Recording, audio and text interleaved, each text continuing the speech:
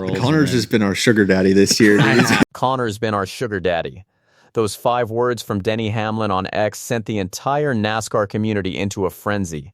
The co-owner of 2311 Racing was not talking about money, sponsorships, or contracts. He was talking about a 20-year-old rookie named Connor Zilisch, a driver who keeps losing races on Sunday and keeps paying for everyone's dinner on Tuesday. And here's the twist that makes it even worse. He is paying for everyone's wives and girlfriends while he does not even have one. What started as a private joke between 5 young drivers has now become one of the most talked about stories in the sport. And it all traces back to a brutal rookie season that nobody saw coming. So what exactly is this arrangement that turned a struggling rookie into the punchline of the entire garage? The joke is based on what the group refers to as the loser's dinner. There is an agreement between Connor Zilisch, Todd Gilliland, Zane Smith, Riley Herbst, and Noah Gragson. These 5 drivers are fierce competitors on the racetrack, but away from it. They are close friends who share a group chat and a very expensive tradition. Whoever finishes last among them each race weekend picks up the bill for dinner later in the week. The catch is that the loser also pays for everyone else's wives or girlfriends. That means one bad Sunday does not just cost you points in the standings. It costs you real money at a restaurant table surrounded by people who are laughing at your expense. Connor Zilisch explained the rules himself during a recent podcast appearance. "We do have a loser's dinner," said Zilisch. "We are all in a group chat, and whoever finishes last in that group has to buy dinner for everybody that week and their wives. And I don't have a girlfriend, so I'm getting the short end of the stick on that because I'm having to buy for all these girls all these dinners." And that is where the situation becomes truly unfair for the young Trackhouse racing driver. Unfortunately for Zilisch, the arrangement has been particularly expensive as he is the only one without a wife or a girlfriend. However, he is rumored to be dating LSU swimmer Lauren Bernardo for quite some time now, though nothing has been made official, which means the rookie continues to pay for +1s without ever bringing one of his own. Zilisch has openly complained about this imbalance, though always with a smile. "I should be able to reap some benefit of not having a +1 with me," Zilisch joked. "I'm getting the short end of the stick on that because I'm having to buy for all these girls." The tradition has even developed its own rhythm and rituals over the course of the 2026 season. Zilisch admitted there have even been weeks where multiple poor finishes forced him to combine dinner obligations into one bigger outing instead of paying twice. The group rotates restaurants each week, usually settling somewhere in the middle and, as the joke goes, not quite Chili's. And the tradition does not stop at Tuesday dinners. Sometimes the group likes to have drinks on Wednesday, and they have found a perfect spot for that. Usually maybe drinks Wednesday night. Zane's boat. He's got a boat deal, so that's better than having your own boat, right? The moment that turned this private arrangement into a public spectacle came when Connor Zilisch and Todd Gilliland stepped in as guest hosts on Actions Detrimental, the podcast owned by Denny Hamlin himself. With no race that weekend and Hamlin on vacation, the 2 young drivers took over the show, and that is where Gilliland delivered the line that changed everything. "He has been our sugar daddy this year," Gilliland chimed in. When Denny Hamlin heard how his own podcast guests had described the rookie, he could not resist joining in. His reaction on X was short, brutal, and instantly viral. "Connor's been our sugar daddy." Fans erupted across social media, sharing the clip, quoting the line, and turning Connor Zilisch into the most talked-about last-place finisher in recent memory.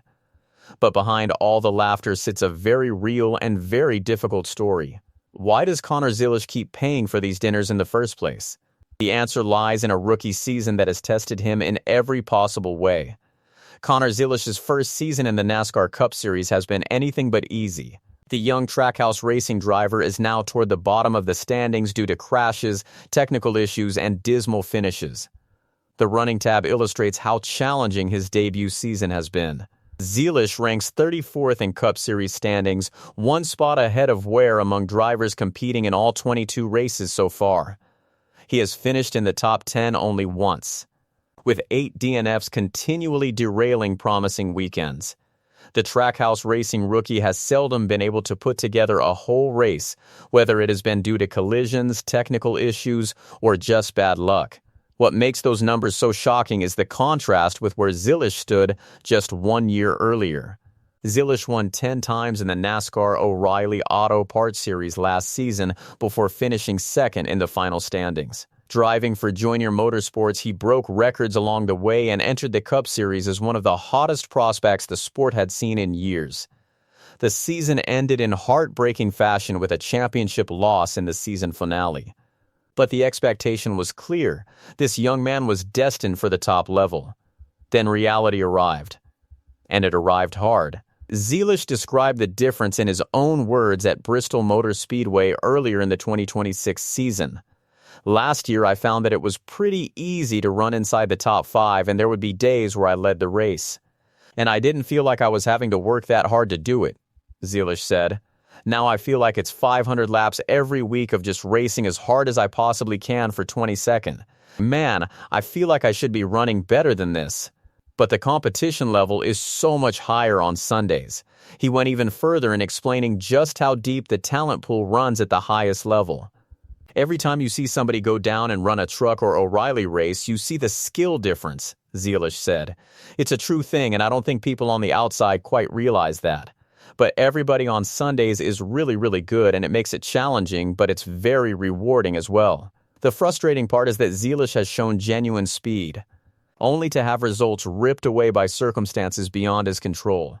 He was running inside the top 5 in the Daytona 500 before being collected in a crash. He had a top 10 car at Circuit of the Americas and was spun twice in Turn 1. But Zilisch has also been remarkably honest about his own shortcomings, particularly on restarts. This car is a lot different in the fact that you have to find yourself in different spots on restarts to move forward, and you always have to be battling for clean air when there are a lot of cars in front of you, and it's hard to do, he said. But guys that are really good are able to do it really well, and that's where they definitely excel. It's a lot easier to make up 2 spots on a restart than it is to make up 2 spots under the green flag. And then came a moment of honesty that very few drivers at any level would offer publicly. I haven't quite found too many things that I've excelled very well so far, but I've definitely had weekends where I'm like, I'm not that far off. If I could find myself in 5th just one of these days, I feel like I can run there. It's getting there, that's the tough part. The most remarkable detail is that Zilisch was warned about all of this before he ever made the jump. His own friends from the Losers Dinner group told him exactly what was coming. I'm friends with Zane and Noah and all them, and they told me, dude, just wait until you're fighting for a lucky dog, or just wait until you're 25th and you're cheering that you finish top 20. You don't understand until you get there. Which brings the story to its strangest chapter, because one of those very friends, Noah Gragson, recently turned on Zilisch in spectacular fashion at Indianapolis. One of the more bizarre incidents of the Brickyard 400 was Noah Gragson losing his cool and making contact with Connor Zilisch at race speed twice, and then hitting him under caution followed by a middle finger. The sequence began on lap 41 when Zilisch ran longer in stage 1 before pitting and blended back onto the track directly in front of Gragson, who erupted on his radio. After the Kyle Larson spin on lap 45, Gragson caught Zilisch under caution, slapped the driver's side of the no. 88 car then slowed down and sped up again just to flip Zilisch the bird on the other side of his car. Over the radio, Gragson raged about the driver in the 88 blocking him, while Zilisch calmly told his own spotter, I'm not the one running into him. When asked about the incident on the podcast, Zilisch admitted he still has no idea what caused it. I still don't, said Zilisch. Man, I don't know what I did to upset the 4 car. He also made it clear he has no plans to reach out. If I wreck somebody, I will call the guy, but in that situation, I don't feel like I did anything. I'm not going to go text the guy and say, hey man, what was that for? Even Todd Gilliland, who is Gragson's teammate at Front Row Motorsports, was left confused. No, I didn't even see it until I got back to my phone and I was like, I missed something, said Gilliland. But the best line belonged to Zilisch himself, who summed up the absurdity of 2 backmarkers feuding with perfect self-awareness. It's like me and Noah, man, Zilisch joked. It's like trash versus garbage racing each other for 33rd. And here is the comedic twist nobody can ignore. Gragson and Zilisch still have to sit across from each other at the next Losers Dinner, where perhaps the Indianapolis mystery will finally be solved over a meal that Zilisch will probably be paying for. Now, despite everything, the dinners, the DNFs, the 34th place standing, here is the part of the story that changes everything. Connor Zilisch remains one of the most coveted young drivers in the entire sport. Despite a tumultuous rookie year at the Cup Series level, the 20-year-old driver of the No. 88 Chevrolet remains one of the early rumored candidates for a coveted seat at Hendrick Motorsports for the 2028 season, following the announcement that Alex Bowman will retire after the 2027 campaign. Trackhouse Racing Team owner Justin Marks addressed those rumors directly on Sirius XM NASCAR radio. "He's probably coveted for everybody," Marks said. "He's a very talented driver. He's a very smart young man. He's got a big career in front of him. And I think for us, we are committed to Connor. Connor is committed to us through the end of 2027. Marks also acknowledged the responsibility his organization carries. "I think that it's on Trackhouse to continue to work really hard to try to give him good race cars," Marks said. "It's on him to continue to do the work, to be prepared, and to show up and be the best race car driver that he can be. I think 2027 can be a really big year for him and for us." He even admitted the future conversations are coming sooner rather than later. "I think that those conversations around him probably want to start sooner rather than later, and it's our job to present ourselves as a place that he wants to be." Fans, meanwhile, have added their own layer to the sugar daddy joke, with one viral post declaring that the only real sugar daddy in Connor Zilisch's life is Red Bull, the corporate sponsor backing his ride and potentially his future. The truth behind all of it is simple. Rookie struggles in the Cup Series are normal even for phenoms. Every driver at this level was once a champion somewhere else, and nobody dominates on Sunday. The talent of Connor Zilisch was never the question. The equipment, the experience, and the time are what he lacks. And that is exactly why this story matters more than a laughing emoji from Denny Hamlin. The Loser's Dinner reveals a side of NASCAR's next generation that fans rarely get to see. These drivers are fierce rivals on the racetrack, but they remain close friends once the helmets come off.